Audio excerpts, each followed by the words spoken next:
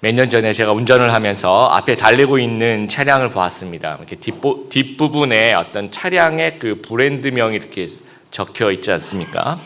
이게 자세히 봤는데 그 유럽 스포츠카 제 기억으로는 포르쉐 같은 게 적혀 있었어요. 근데 저는 이제 차에 관심이 별로 없고 또 뒷모습만 봐도 잘 몰라요. 잘 모르는 저에게 있어서도 아무리 봐도 이 차는 그냥 국산 서민용 국산차, 제가 타고 다니는 차랑 똑같은 그런 유형의 차였습니다. 그래서 너무 신기해서 이제 계속 이렇게 자세히 봤더니 상표만 포르쉐, 그러니까 원래 있는 그걸 떼고 포르쉐 이렇게 붙여놓은 거예요. 근데 실제는 아무리 봐도 이건 제 차랑 거의 다를 바 없는 그런 서민용 국산차였습니다. 그러면 이 사람이 이제 타고 다니는 차는 이 상표가 포르쉐면 이 차는 포르쉐입니까? 아니면 그냥 국산차입니까? 그렇죠? 상표가 아니라 내용물이 진짜 차가 이 차의 실제라는 겁니다. 소라게라는 거 여러분 보셨죠? 이 소라 껍데기를 이렇게 쥐고 다니는 개. 그래서 이게 이 소라게를 그러니까 조개로 볼 것이냐, 아니면 그 새우나 랍스터 같은 그 게 종류, 그러니까 갑각류 종류로 볼 것이냐. 여러분 뭐라고 생각하십니까? 이게 조개 같습니까? 아니면 그냥 이렇게 갑각류 같습니까? 진짜 내용물은 게예요, 게. 예. 그러니까 소라는 죽은 껍데기인 거죠. 몸집이 커지면 그 껍데기를 버리고 또 다른 큰 껍데기를 또 이제 가져갑니다. 그래서 우리가 눈에 그 잘 띄는 것이 겉모습이죠. 그러니까 속모습보다는 겉모습이 눈에 잘 띄다 보니까 대체로 이 겉모습이 좀 잘 속는 것 같아요. 오늘 로마서 본문 계속 로마서 강의 이어지는데, 로마서 본문의 그 첫 번째 한번 복습한 의미에서 제일 첫 번째 나오는 주제는 뭐라고 말씀드렸죠? 유죄 판결에 대한, 계속해서 유죄 판결에 대해서, 그러니까 이방인들 너희 예수님 몰랐다고 해도 너희 유죄, 타락해도 너희 유죄, 저는 너무 착해요 그래도 유죄, 도덕주의자예요 그래도 유죄, 이런 어떤 그런 위선들이 유죄다, 이런 말씀을 드렸습니다. 그런 말씀을 이제 앞부분에 쭉 남아 있으니까 이제 로마 교회 교인들이 서신을 읽겠죠, 그렇죠? 그러니까 여기까지, 그 전까지 2장 16절까지 딱 읽었을 때는 이 마음이 되게 뿌듯했을 거예요. 그래, 우리 유대인들은 이제 걱정 없어. 너희 이방인들이나 천국 못 가는 거지. 우리 유대인들은 천국에 직행할 수 있는 그런 티켓이 있는 거야 하면서 되게 자부심을 가졌을 것 같아요. 유대인은 그 민족적인 자부심이 굉장히 강하죠. 그래서 유대인 남자들은 아침에 그 감사기도로 3가지 감사기도를 드린대요. 하나님, 제가 여자로 태어나지 않고 남자로 태어나게 해주셔서 감사합니다, 이렇게 기도를 드렸대요. 물론 이제 이게 유대인이 그랬다는 얘기입니다. 요즘 이런 기도들은 큰일 납니다. 요즘 이제 남존여비, 남자가 존재하기 위해서 여자의 비율을 맞추는 그러한 시대입니다. 두 번째는 이제 내가 종이 아니라 자유인으로 태어나게 해주셔서 감사합니다, 이렇게 기도를 하고, 세 번째가 이제 내가 이방인으로 태어나지 않고 유대인으로 태어나게 해주셔서 감사합니다, 이렇게 기도를 합니다. 그래서 유대인들이 그 모자, 이렇게 머리 정수리에 쓰고 다니는 모자 있지 않습니까? 우리는 빵떡 모자라고 불리는데 진짜 이름은 키파라고 하는 모자입니다. 그 키파를 어떤 마음으로 이제 쓰냐면, 나는 여호와의 속죄로 더딥혀졌다, 이런 뜻으로 쓰고 있는 거예요. 그리고 나는 여호와를 경외하는 표시로 내 머리를 가린다, 이렇게. 그러니까 이것이 있는 사람은 여호와의 그 축복과 이 속죄하심이 이 머리를 이렇게 마치 안수기도 받는 것처럼 그렇게 생각하는 거예요. 그래서 이제 이스라엘 군인들은 이 철모 안에도 이 키파를 쓰고 이 철모를 쓸 정도로 그렇게 자부심이 있는 거죠. 이 자부심의 핵심은 우리가 언약 백성이라는 거예요, 이스라엘 사람들이. 근데 그 언약을 이루는 아주 중요한 포인트가 2가지가 있는데, 첫 번째는 율법입니다. 율법. 하나님과 언약을 맺고 율법을 받았다라는 거예요, 하나님으로부터. 어느 민족도 이런 율법을 받은 민족이 없다라는 겁니다. 그래서 철저하게 율법 교육을 하는데, 그 4살, 3살, 4살 이렇게 말을 하고 이제 이렇게 넘어가면 매일마다 이제 부모님들이 율법 교육을 시킨대요. 주로 이제 암송하는 그런 교육이죠. 그리고 어떤 좀 아주 그냥 좀 뭐라 그럴까요? 공부를 열심히 시키는 그런 부모님들은 하루에 3시간씩 토라를 암송을 시킨다는 거예요. 그리고 13살 성인식, 이 미츠바라고 하는데, 이 성인식이 될 때 이 잔치를 벌려요. 그때 이 성인이 되는 이 친구가 토라를 암송하는데, 좀 똑똑한 친구는 이 모세오경을 히브리어로 다 외운대요. 그리고 그러나 그렇지 않은 평범한 이제 신명기 정도, 그 중에서 창세기, 출애굽기, 레위기, 민수기, 신명기 정도는 들으라 이스라엘 하면서 이렇게 외우면 사람들이 막 박수 쳐주고, 이제 너는 성인이 되었다라고, 이게 율법을 체득한 사람이 성인이다라는 거죠. 그리고 성인이 되었을 때도 335에 모여서 이 토라와 탈무드 연구하는 이 그룹들이 이제 그러니까 뭐 어떤 공식적인 그룹이 아니라 사적인 그룹들이 굉장히 많고, 이 사람들 군대도 가긴 하지만 군대에 가듯 1, 2년 이렇게 가듯이 어떤 마을에 이렇게 모인대요. 모여서 그냥 아는 사람들끼리 거기서 살면서 1, 2년 동안 이 율법을 막 공부하는 것이 이제 이들의 그 일상이라는 거예요. 그래서 어떤 자부심이 생기냐? 여러분 17절 읽었지만 한번 보세요. 2장 17절. 유대인이라 불린 내가 율법을 의지하여 하나님을 자랑했다는 얘기예요. 18절. 율법의 교훈을 받아 하나님의 뜻을 알고 지극히 선한 것을 분간하면, 맨날 공부하니까 뭔가 옳고 이건 옳지 않고 이걸 알 수 있겠죠. 19절. 맹인의 길을 인도하는 자여 어둠에 있는 자의 빛이요 라고 이제 스스로 생각하고 있다라는 얘기예요. 20절. 율법에 있는 지식과 진리의 모범을 가진 자로서 어리석은 자의 교사여 어린아이의 선생이라고 너희가 스스로 믿고 있다. 그만큼 너희가 그런 자부심을 갖고 있다라는 얘기를 합니다. 또 3장에도 그런 얘기하죠. 3장 1절. 그런즉 유대인의 남이 무엇이며 할례 유익이 무엇이냐 범사에 많으니 우선 그들이 하나님의 말씀을 맡았다라는 얘기를 하고 있습니다. 이런 자부심을 가지고 있었다는 거죠. 그리고 할례도 마찬가지입니다.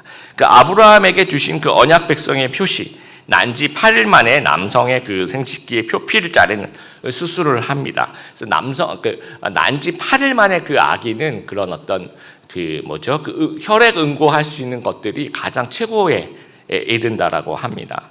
그래서 할례를 안 한 유대인은 없어요. 왜냐하면 이거를 해야지 천국에 간다라고, 천국 티켓을, 여러분 이제 여권이 없이 해외를 나갈 수가 없잖아요. 그렇죠? 여권이라고 생각하는 겁니다.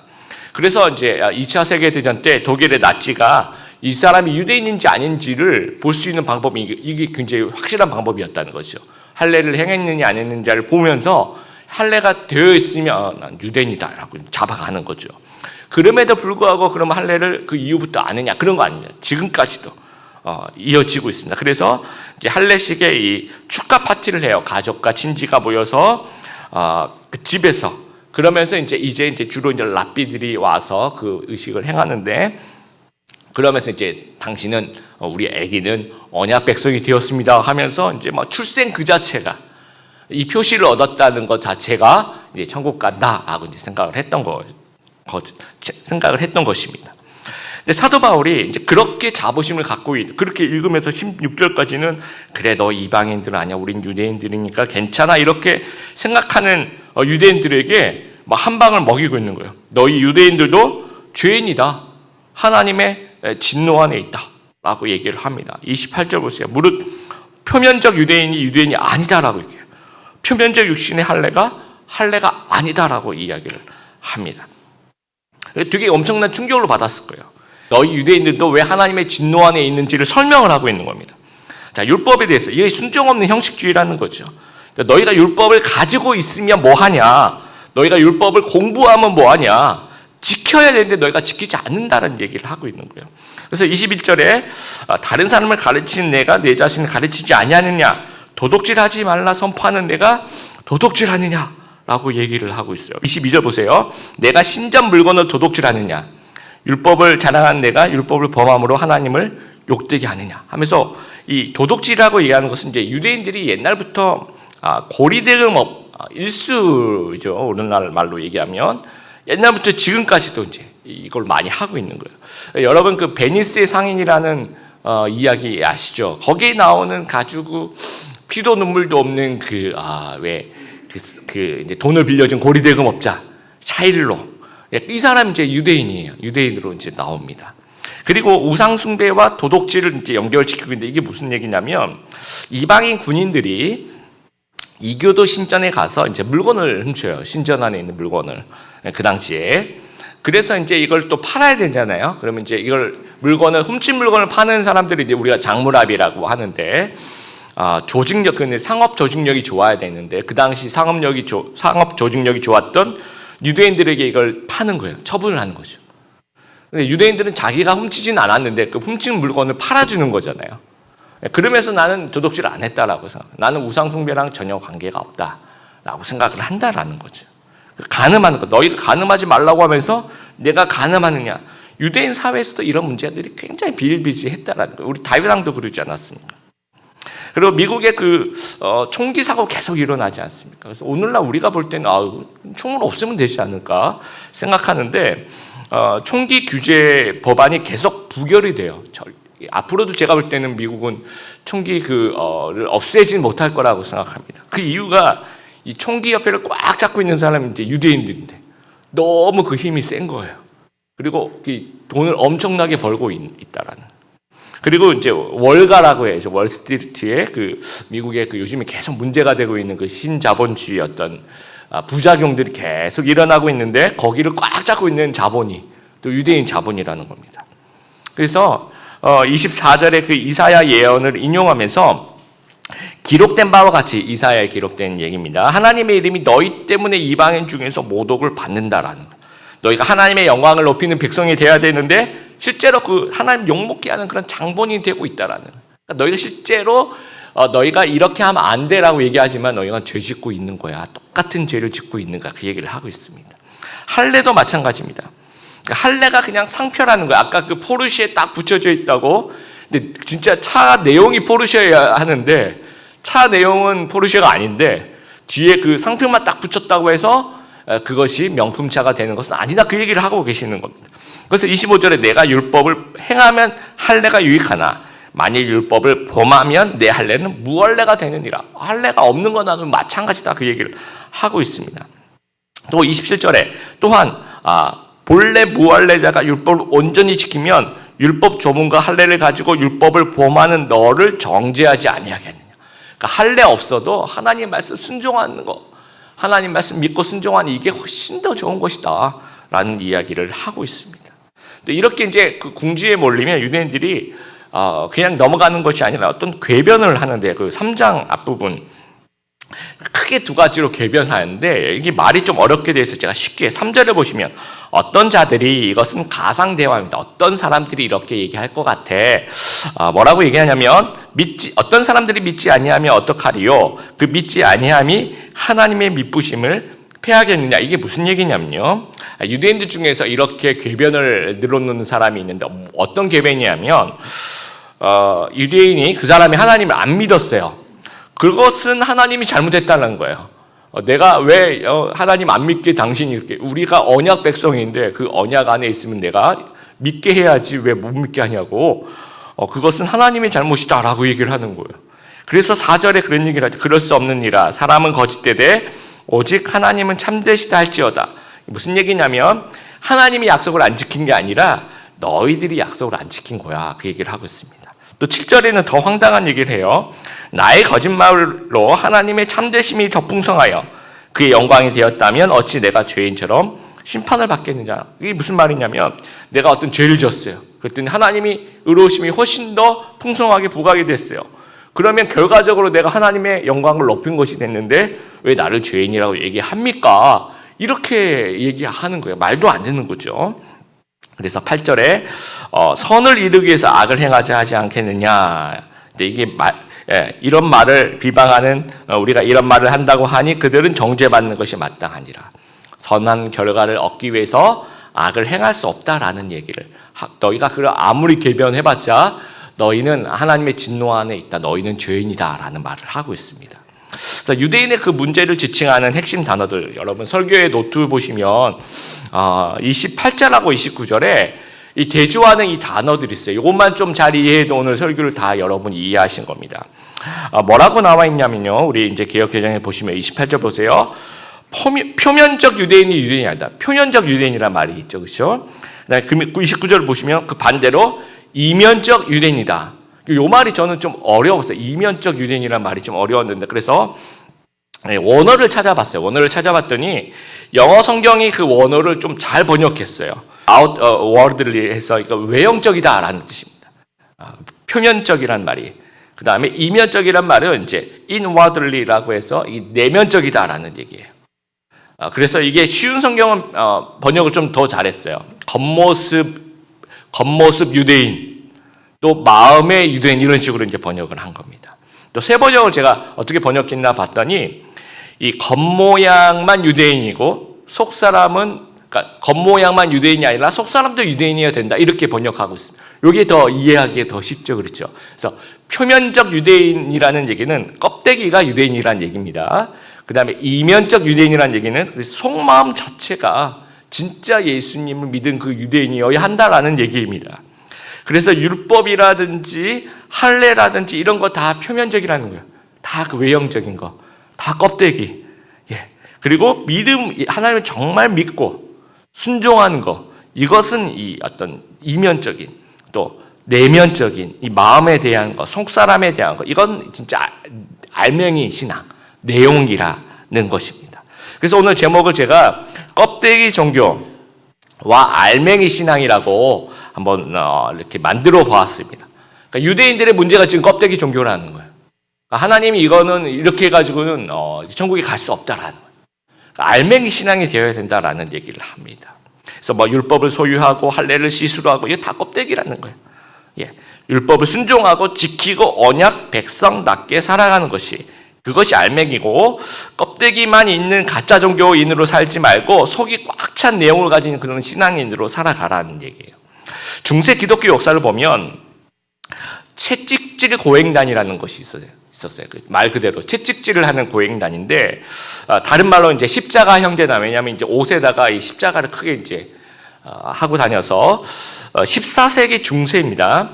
그 흑사병이 이제 유럽을 휩쓸고 다니던 그때 이 채찍질 형제들, 채찍질 고행단, 십자가 형제들이 이 유럽 마을에 등장하는 거예요. 순회 공연을 하는 거예요. 순회로 들어가는데 이 십자가 옷을 입은 사람들 한 200여 명이 여러분 두 줄로 서서 이 한 마을로 들어간다고 생각해 보세요. 완전 볼거리죠, 그렇죠?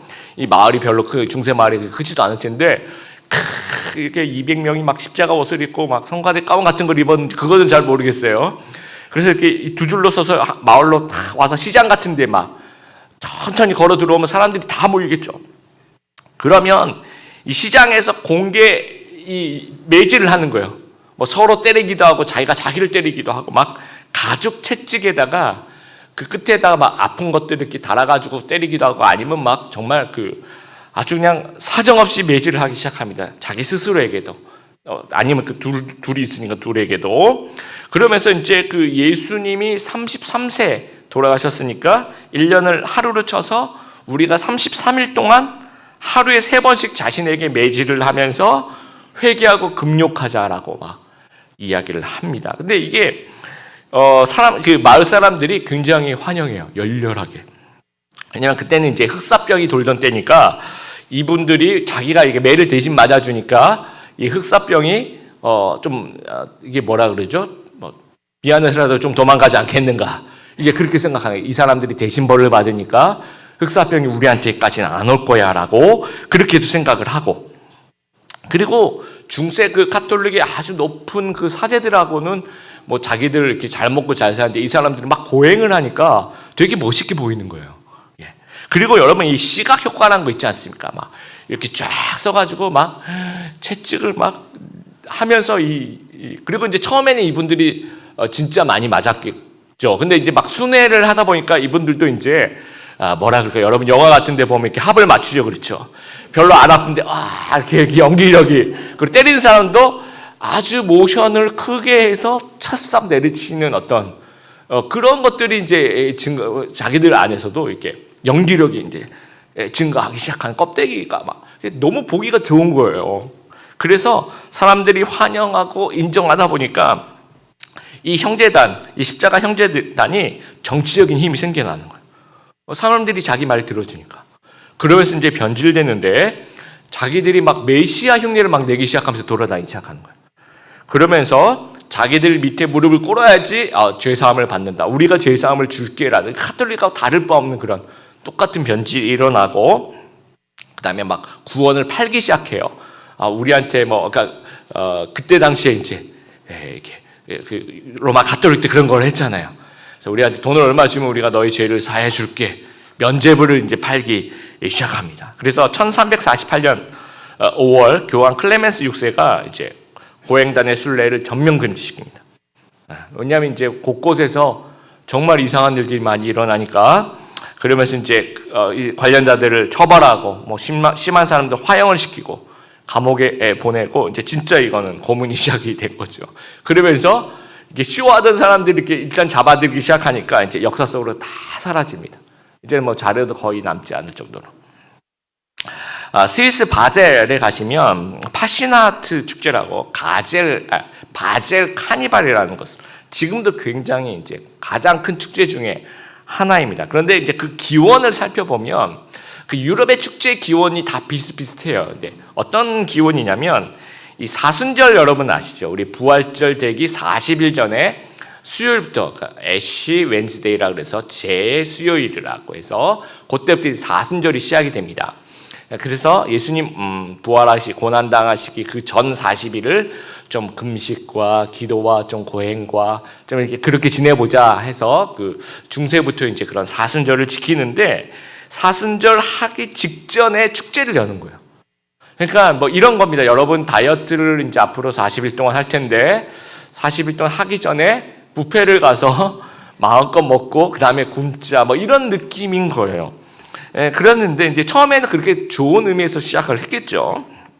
그런데 이제 하지 말라는 것을 우리가 다 해보고 사순절을 시작해보자 하면서 가면 무도회를 그것을 매개체로 술과 뭐 방탕과 음란과 정말 이교도들 정말 하나님 모르는 사람들이나 할 법할 그런 말도 안 되는 것들을 이제 그 사순절절에 축제란 이름으로 가면을 쓰고 이제 벌어지는 겁니다. 그리고 이제 정확하게 10개월 후에 이제 사생아들이 계속 태어나는 거예요. 그러니까 이제 기독교 단체들이 이제 그 당시에 그 파시나트 축제가 벌어지면 이런 어떤 편말을 들고 좀 그러지 못하도록 그걸 좀 막기 위해서 편말을 들었는데 거기다가 이렇게 썼대요. 하나님은 여러분의 가면 속을 들여다보신다. 하나님은 여러분의 가면 속을 들여다보신다라는 거예요. 자, 마태복음 7장 24절 내 말을 듣고 그대로 행하는 사람은 반석 위에 바위 위에 집을 지은 지혜로운 사람과 같다라는 거예요. 듣고 행하는 사람, 고행하고 금식한 사람이 아니라 듣고 행하는 사람, 막 진정한 믿음에서 수반된 그런 순종과 헌신을 하는 그 사람을 하나님 찾고 계신다라는 거예요. 그래서 이 핵심은 이 마태복음 7장 24절 핵심은 말씀을 듣는 것이 중요한 것이 아니라 물론 이제 그것도 중요하겠지만 더 중요한 것은 듣고 행동해야 된다라는 듣고 순종해야 된다라는 겁니다. 듣는 척 막 종교적인 껍데기와 탈을 쓰려고 하지 말고 중요한 핵심과 그 알맹이를 붙잡으라는 거예요. 그래서 우리가 이 신앙의 좀 핵심을 좀 놓치는 경향이 좀 많이 있어요. 여러분 우리 다이어트 하시는 분들 중에서 다이어트 이렇게 늘 실패하시는 분들이 있습니다. 그 다이어트 늘 실패하시는 분들 제가 옆에서 보면 핵심을 벗어나요. 꼭 핵심이 아닌 것을 이렇게 붙잡아요. 운동을 시작해요. 뭐 수영을 한다든지, 뭐 줌바 댄스, 뭐 에어로빅. 어떤 분은 막 책을 읽어요. 뭐 다이어트는 안 하고 어떤 누가 쓴 책, 다이어트 40kg를 했대. 그래서 뭐 또는 요일별로 복장을 갖추시는 분들도 있습니다. 월요일에 입으로 사고 수요일에 입으로 사고 이렇게 빨고 이렇게 해야 되니까 그러니까 그런 핵심이 아닌 것에 이제 초점을 갖추는 거죠. 핵심은요, 여러분 한번 기억을 떠올려 보세요. 여러분 학교 다닐 때나 아니면 여러분 주위에 있는 친구들 중에서 정말 비썩 마른 친구들이 있잖아요. 예. 이런 어떤 정말 마음에 안 드는 그런 친구들, 비썩 마른 친구들을 보시면 이런 친구들이 수영 열심히 하는 친구들 봤어요. 줌바, 에어로빅 열심히 하는 친구들 전혀 없습니다. 근데 그 친구들은 왜 그렇게 됐어요? 밥 먹을 때 이렇게 보시면 돼요. 밥 먹을 때 보면 음식에 대한 열정이 없어요. 깨작깨작하면서 한 3분의 한 반 먹었나 그러면 더 이상 못 먹게 다 먹었대요. 그렇더라고요 보니까. 그런데 우리는 어떻습니까? 우리는 음식에 대한 철저한 어떤 그 열정. 그 밥이 정말 맛있고 그리고 밥을 먹고 나면 또 디저트 회가 또 따로 있죠, 그렇죠? 그리고 디저트를 먹고 나면 또 과일 배가 또 따로 있고 거기에 음료수 먹는 그 배가 또 따로 있는데 그 배가 우리 생각에 따로 있다 생각하는 것이 다 하나로 이제 뭉치는 겁니다. 그것이. 그래서 우리 공대생들은 기억할 거예요. 질량 보존의 법칙. 이 어디 가지 않습니다. 이게 그대로 남아 있는 겁니다. 그러니까 신앙의 핵심은요, 그 외형에 있는 것이 아니라 내면의 믿음과 순종에 있는 것이. 이게 핵심이 뭐냐? 제가 이번 주에 제가 이제 금요일 날 이제 어떤 일이 있었냐면 저희 집에 우리 아들이 이제 현준이 초등학교 6학년짜리가 이제 쓰는 게임용 컴퓨터라고 그게 있습니다. 그래서 근데 그게 갑자기 어느 날 본체에 불이 들어오고 모니터에 불이 안 들어오는 거예요. 그래서 이제 제가 그래도 이제 공대생이지 않습니까? 그렇죠. 그리고 이제 제가 이 대학생일 때 그 용산 전자상가 근처에 살았었어요. 걸어서 갈 만하게. 그래서 용산 전자상가는 제가 정말 많이 가서 컴퓨터 조립하는 것도 보고 부품도 사서 끼워보고 뭐 별의별. 그래서 제가 이제 공대생이라 자부심으로 이걸 고쳐보려고 아무리 해도 안 되고 그래서 케이블이 문제인가 보다. 저는 이제 이 본체가 불이 들어오고 여기는 모니터가 안 들어오니까 그래서 뭐 HDMI 케이블을 바꿔보기도 하고 뭐 RGB 선을 또 사서 또 바꿔보기도 하고 별의별 것을 다 해봐서 안 됐어요. 안 돼서 이제 그 금요일 날 이제 교회에 있는데 현준이한테 전화가 왔어요. 전화한테 아빠 그래서 왜 그랬더니 자기 친구가 그러니까 초등학교 6학년이죠. 자기 친구가 집에 놀러 왔는데 그걸 고쳤다는 거예요. 그래서 굉장히 자존심이 상하면서 저 화가 이렇게 저 스스로에게 나는 못 고쳤지 하면서 걔 좀 바꿔보라고. 그래서 너 어떻게 고쳤니? 그랬더니 본체를 뜯었다는 거예요. 그 본체를 초등학교 6학년이 본체를 이렇게 다 뜯겨요. 그래서 조립형 PC니까 뜯겨서 그 램이 잘못 꽂혀 있고 제가 이제 그 샀을 때 그 램을 좀 업그레이드 한다고 4를 8로 램을 다시 끼워서 그걸 했거든요. 제가 이 말이 지금 무슨 말인지 모르시는 분들은 그냥 그런 게 있구나 이렇게 그래도 하나님 여러분 사랑하시니까 괜찮아요. 그래서 그 본체를 열어가지고 그 램을 이렇게 보니까 제대로 안 꽂혀 있어서 그걸 하고 그 다음에 먼지가 많이 쌓여 있어서 그걸 한번 이렇게 진공청소기로 한번 청소를 하고 했더니 쫙 나오더라는 거예요. 그래서 그 얘기를 들으면서 제가 마음에 정말 반성을 많이 했어요. 저는 이 말씀이 28절 말씀대로 표면적인 공대생이 아니에요. 이게 내 얘기를 하고 있는 거구나. 나는 이 공대생이라고 되게 잘하고 다녔는데 핵심을 제가 건드리지 못한 거예요. 컴퓨터에 문제가 있으면 일단은 본체부터 이렇게 열고 들어가 봐야 되는 거거든요. 제가 이렇게 그 공대생으로 본연의 자세가 안 돼 있다. 이게 기본이 안 되는 거죠. 제가 본체부터 까고 들어가서 뭐가 문제인지를 보고 그게 안 될 때는 그 주변의 것을 봐야 되는데 선을 끼우고 빼고 핵심이 본체가 핵심이었다라는. 다음 주에 우리가 이제 제가 영화 설교를 준비하면서 작은 전도 집회를 해요. 근데 왜 작은 전도 집회라고 얘기하냐면 여러분 전도 집회라면 그 뭐가 핵심일까요? 막 사람들에게 광고하고 막 전도 집회 현수 막 붙여놓고 막 안내문 막 이렇게 복사해가지고 한 사람당 100개씩 나눠주고 여기 막 풍선으로 데코레이션하고 이거는 다 핵심이 아니에요. 저는 이런 에너지를 어디다 썼으면 좋겠냐면 여러분 친구를 데려오는데 모든 핵심을 좀 다 썼으면 좋겠어요. 시간과 기도와 정성과 재정과 오면 내가 스테이크 사줄게 하면서 스테이크 맛이 나는 그 CU 같은 데 가면 스테이크 있습니다. 그 스테이크 맛이 나는 도시락 뭐 이런 거. 그래서 그 모든 그러니까 초청이 핵심이라는 거예요. 내 친구를 데려오는 것이 하나님 앞에서 말씀을 좀 듣게 하고 좀 교회를 경험하게 하고 같이 찬양을 좀 불러보게 하고 이게 핵심이라는 거죠. 근데 우리는 핵심을 자꾸 비껴나는 그런 신앙생활을 하고 있는 거예요. 요즘 그 예능 프로그램 여러분 이제 뭐 언제나 말씀 읽고 기도하시느라고 TV 안 보시겠지만 예능 프로그램에서 이제 제가 제일 재밌다고 생각하는 게 요즘에 그 뭉쳐야 찬다 어쩌다 FC라는 게 있습니다. 이게 이제 왕년에 스포츠 스타들이 모여서 이제 조기 축구하는 겁니다. 누가 나오냐면 그 왕년에 그 농구 선수 허재, 그 다음에 이제 뭐 천하장사 이만기, 그 다음에 뭐 마라톤의 이봉주 뭐 이렇게 각 그 분야의 사람들이 11명을 모여가지고 조기 축구를 하는 거예요. 그러니까 그 당시에는 제가 기억하는 허재는 이 코트를 막 날아다니던 그런 사람인데 지금은 뛰지도 못하시더라고요. 보니까 다들 이렇게 몸이 이제 운동을 열심히 안 하셨는지 나이가 먹었는지 모르겠는데 그 옛날에 그런 스포츠가 안 나오고 공은 그러니까 축구는 이제 뛰면서 발로 공을 차야 되는데 다 입으로 공을 차고 있어요. 다 뭐 이건 이렇고 저건 저렇고 그 다들 감독 출신이니까 이 안정환 씨가 감독인데 다 자기가 감독이에요. 다 자기가 이렇게 해야 된다 저렇게 해야 된다 작전 지시도 다 따로 하고 다 이렇게 그러니까 스포츠가 아니라 완전 예능을 하고 있는 거예요. 옛날에 내가 잘했는데 하면서. 근데 제가 그걸 보면서 오늘날의 기독교인들이 꼭 이런 저 예능에 나오는 저런 모습이 아닐까라는 생각이 들어요. 내가 옛날에 이랬는데, 내가 옛날에 막 매일 새벽 기도를 했는데, 내가 옛날에 맨날 철야기도 했는데, 내가 그 당시에는 정말 뜨겁게 그렇게 하나님을 믿었는데, 이러면서 신앙생활이 이제 예능이 되어버리는 거예요. 신앙생활이 취미가 되어버리고, 또는 이제 우리 교회는 그런 교인이 없지만 이제 교회에 정치하러 오시는 분들도 있어요.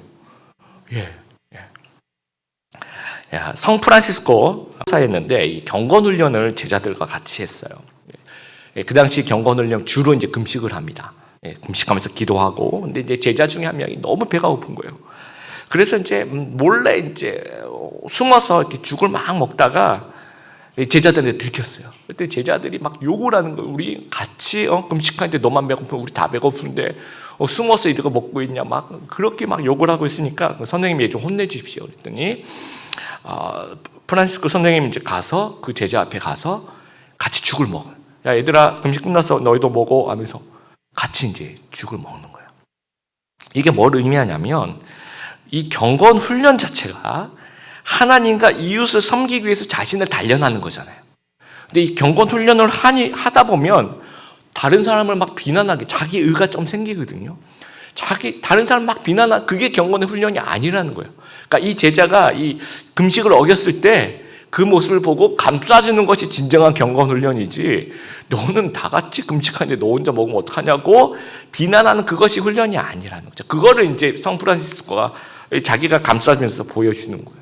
제가 대학부 사역할 때 이렇게 끝나고 이렇게 인사하고 대학생들하고 얘기하고 있으면 꼭 옆에 와가지고 목사님한테만 말씀드리는 건데요. 쟤 있잖아요, 쟤. 누구를 지칭해요. 제가요. 그 강남역에 가면 아주 유명한 그 나이트클럽이 있습니다. NB라고 노이즈 베이스먼트라고 아주 유명한 쟤요. 요즘 거기 클럽 다녀요, 목사님. 뭐 그렇게 저한테 제보를 하는 거예요. 그 얘기를 듣고 난 다음에 제가 얘가 거기 다닌지 너는 어떻게 아니? 이렇게 물어봤어요. 그랬더니 이렇게 말을 더듬으면서 다른 사람 인사하는 사이 없어졌어요. 아마 본인이 가서 봤던 것 같아요, 같이. 그래서 그걸 왜 저한테 제보하는지 모르겠어요. 또 제가 LA에서 본목사 생활할 때도 공부할 때도 우리 청년 중에 한 명이 목사님 쟤 있잖아요, 쟤. 요즘 예배 시간에 어떤 자매 한 명이 맨날 늦게 오고 그다음에 늦게 와가지고 이렇게 멍하니 이렇게 있고 그랬어요. 그랬더니 목사님 제가 100% 확신하는데요, 쟤 마약해요. 그렇게 얘기를 하더라고요. 그래서 너는 어떻게 알았니? 그랬더니 저는 그냥 잘 알아요. 저는 이런 애들 주위에 너무 많고 그래서 저는 이 친구 경험이 아니고서 도저히 그걸 어떻게 알아볼 방법이 없을 거라 생각하는데 계속 내가 그래서 그랬던 게 아니라 이렇게 제 주위에 그런 친구들이 많아서 그런데 눈 풀린 거 보면 저는 알아요. 이렇게 얘기를 하더라고요. 그래서 최근에 몇 주 전에 일어났던 좀 가슴 아픈 일인데요. 그 한 기독교 단체 이제 있어요. 그 대표님이 그분 제가 평소에도 되게 좋게 생각을 해서 강서로 우리 교회 좀 초청할까 싶어서 이제 개인적으로 만나는 일이 생기면 혹시 저희 교회 한번 와서 이렇게 말씀 전해 주실 수 있겠습니까? 그랬더니 좋대요. 시간대인데요. 그래서 이제 이분이 이제 모임을 하는데 그 모임 이름이 너무 좋더라고요. 세속 성자 모임 너무 좋지 않습니까? 우리가 세속에 살지만 성자의 모습으로 살아가자. 그래서 이 말 이제 아마 그 하비콕스의 세속 도시에서 나온 아마 그런 말 건데 이 단어 자체가 너무 좋았어요. 저는 우리 성도들도 이 세속 성자의 삶을 살았으면 좋겠다. 그래서 기독교 세계관 강의하시고 목회자의 성범죄를 늘 비판하면서 이제 한국 교회가 이러면 큰일 난다. 특히 가난한 성도들 이름 다 가난한 성도들이 생기는 거다. 이제 그러면 책도 많이 책도 읽어보고 그래서 이제 이분을 강사로 초청하고 싶었는데 이제 마음속에 하나 걸리는 게 이분 다 좋고 책도 너무 좋으시고 강연도 너무 잘하고 너무 다 좋은데 이제 제가 이분이 그럼 직접 목회를 하신 어떤 현장이 없는 거예요. 자기의 삶의 내용은 없는데 진단을 너무 잘하시는 거예요. 그래서 그게 이제 우리 교인들에게 제가 이제 초청을 해서 교인들에게 이런 것들을 진단하는 게 무슨 의미가 있을까 하는 생각이 들었던 거예요. 그냥 이걸 진단했으니까 우리가 이렇게 해보자라는 이제 뭐가 이제 그래서 후속 그런 것들이 계속 나온다면 굉장히 우리가 좀 들어볼 만한 가치가 있는데 거의 그 책도 그렇고 강연도 그렇고 거의 그 진단 위주의 그래서 꺼려서 이걸 모실까 말까 그러고 있었던 거예요. 그러고 있는데 이제 이번 주에 이제 인터넷에 이제 이분이 이제 본인이 이제 불륜으로 아내 외에 지속적으로 만나시는 분이 있어서 지금 하고 있는 일을 그만둡니다. 사과문이 올라와 봤더라고요. 그래서 보면서 이게 삶이 수반되지 않는 종교는 너무 위험하다. 이분뿐만 아니라 저도 마찬가지고 우리 성도님들 마찬가지고 제가 누굴 비난하려고 하는 얘기가 아니라 우리 얘기. 그러니까 우리가 삶이 없는 종교 생활을 하고 있다면 굉장히 위험하다라는 거예요. 제자방 사역반 이렇게 하면서 처음에는 우리가 일주일 동안 삶을 좀 나눠보자 이래요. 그러면 뭐 서로 이것 때문에 힘들었어요. 우리 회사에서 이것 때문에 힘들었어요. 막 요즘에 프로젝트가 많아서 공부하는 게 너무 힘들어요. 이렇게 돌아가면서 힘든 얘기만 해요. 너무 힘들어. 너도 힘들어. 나도 힘들어. 그 얘기를 다 듣고 보면 다 같이 축 쳐져요. 와, 그래서 이 얘기를 한 바퀴 쭉 돌고 나면 소주 한 병 같이 까서 먹어야 될 것 같은 막 그런 느낌이 들 정도로 너무 이렇게 막 힘든 얘기만 쏟아내는 거예요. 그래서 이렇게 하지 말고 요즘에 어떻게 하냐면 우리 돌아가면서 삶은 짧게 얘기하고 그 중에서 말씀을 삶에 적용한 거 얘기해봐라. 행동한 것 얘기해봐라. 믿음으로 승리한 거 있으면 얘기해봐라. 뭐든지 하나씩 얘기해봐라. 이렇게 얘기를 해요. 그러면 이제 이렇게 얘기하면서 이제 생각이 잘 안 나죠. 그러면 그럼 제가 승리한 게 뭘까요? 되려 물어보기도 하고 그러면서 이제 아주 조그만 것도 괜찮다. 그러면 아주 조그만 거라도 생각하면서 얘기를 해요. 얘기하면서 쑥스러워하면서. 근데 저는 이것이 뭔가 생각하게 하는 계기가 내가 일주일 동안 잘 못 살았나 보다. 내 삶을 생각하는 것이요. 내가 일주일 동안에 그러면 이런 것을 가지고 다음 주부터는 좀 움직여 봐야 되겠다라고 그 삶을 수반하는 제자 훈련을 할 수 있는 계기가 된다라고 생각하는 거예요. 그래서 여러분 소그룹에도 한번 이런 거 한번 해보셨으면 좋겠어요. 한 주는 그 삶을 나누고 그 다음 주는 그 가운데서 정말 말씀으로 승리했던 그리스도인으로 승리했던 얘기를 하면 아주 조그마한 거라도 물론 승리하지 않았던 것도 있겠지만 그래서 승리했던 거 하나씩만이라도 한번 나눠보시면 생각하게 돼요. 내 삶을. 이 성교학에서 사도행전 1장 8절 말씀 여러분 아시죠? 예루살렘과 유대와 사마리아와 땅끝까지 이르러 내 증인이 되라고 하는 얘기를 이반젤리즘, 전도를 영어로 이반젤리즘이라고 하고요. 선교를 영어로 미션이라고 하는데 또 M을 사용해서 예루살렘이 M0, 유대가 M1, 사마리아가 M2, 땅끝이 M3. 제가 무슨 말을 하는 줄 아시겠죠? 그러니까 그 시작을 언제나 M0, E0, M0 해서 그것을 예루살렘부터 시작을 해요. 그런데 성교학에서 얘기하는 그 예루살렘은 어디냐면 교회 안이에요. 교회 안. 그러니까 선교는 교회부터 예루살렘과 유대와 사마리아와 땅끝까지 해외이죠. 근데 언제나 어디서부터 시작하냐면 교회부터 시작한다는 거예요. 왜냐하면 이 교회 안에 교회 관신자들도 계시고 또 모태신앙들도 있어요. 모태신앙은 그 이름이 모태가 아니라 모태. 이게 모태신앙이 모태. 뭐 아무것도 못해. 뭐도 못해. 신앙생활 못해. 기도도 못해. 뭐도 못해. 율법 신자들이 있다는 거죠. 어떤 율법 신자? 교회 안에 껍데기 종교인들이 있다라는 거예요. 그러니까 이 교회부터 전도 대상자들이 넘쳐난다라는 겁니다. 그래서 이 껍데기 종교인이 되지 않으려면 여러분 어떻게 하셔야 됩니까? 오늘 주일 출석했다에 여러분 안심하시면 안 돼요. 이렇게 이 근처에 불도 나고 막 비가 올까 말까 했는데 나는 늦지 않고 왔어. 여기에 초점을 맞춘 것이 아니라 진정한 믿음의 예배를 하나님께 드려야 되는 거예요. 그러니까 예배 핵심이 무엇입니까? 예수 그리스도가 우리를 구원하신 예수 그리스도가 예배 핵심이라는 거예요.